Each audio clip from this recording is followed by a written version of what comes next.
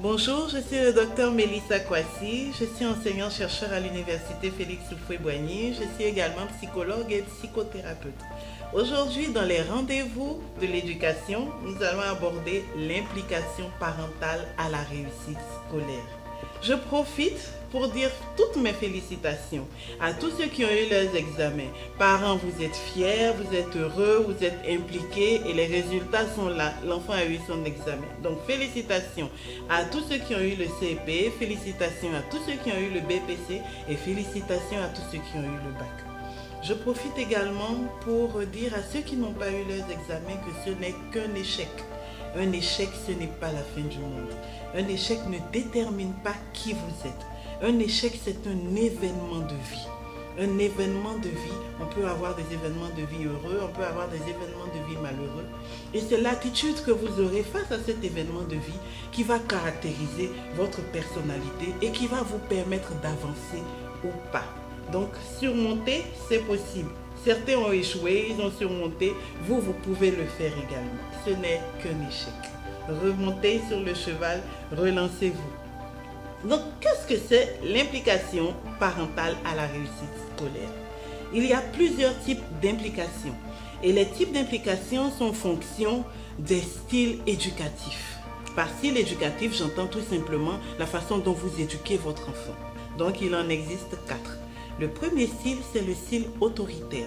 Vous entendez, dans autoritaire, il y a autorité. Ça veut tout simplement dire que c'est ce style-là qui caractérise les ordres. Ne fais pas ci, ne fais pas ça. On ne prend pas souvent le temps d'expliquer à l'enfant pourquoi il ne faut pas qu'il le fasse. On lui dit juste, tu fais, ou tu ne fais pas, tu n'as qu'à obéir. Donc, le mot est sorti, il s'agit d'un style autoritaire où le parent attend que l'enfant obéisse. Tout le temps en train de donner des règles. On ne fait pas ci, on ne fait pas ça. Mais attention, ça ne se limite pas qu'à donner des ordres. Mais quand le parent donne un ordre, il n'explique pas à l'enfant pourquoi il le fait. Il n'explique pas quels sont les dangers si l'enfant transgresse cet ordre. Il se contente juste de donner l'ordre et il attend que l'enfant soit soumis. Dans ce style autoritaire, l'enfant n'a pas forcément la possibilité de répondre, de répliquer, d'exprimer ce qu'il ressent. On laisse très peu de place à l'expression personnelle de l'enfant. De ne pas laisser l'enfant découvrir, de ne pas laisser l'enfant faire ses propres expériences, de ne pas être à l'écoute de l'enfant. Ce style autoritaire a les avantages et il a des inconvénients.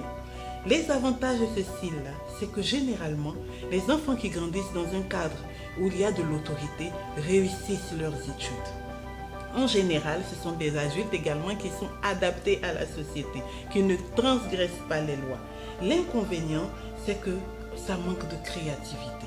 Vous verrez des personnes, en général, qui sont bien dans la société, mais qui ne sont pas créatifs, qui sont productifs, mais qui n'ont pas d'idées. Ils ont du mal à exprimer les idées quand ils en ont. Ce ne sont pas des leaders.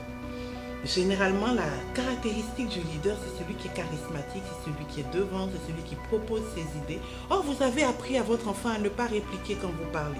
Vous lui avez juste appris à obéir, à se soumettre et à suivre. Du coup, il se sera de moins en moins, dans un style autoritaire, les enfants sont de moins en moins des leaders. Dans le deuxième style, c'est le style donc permissif.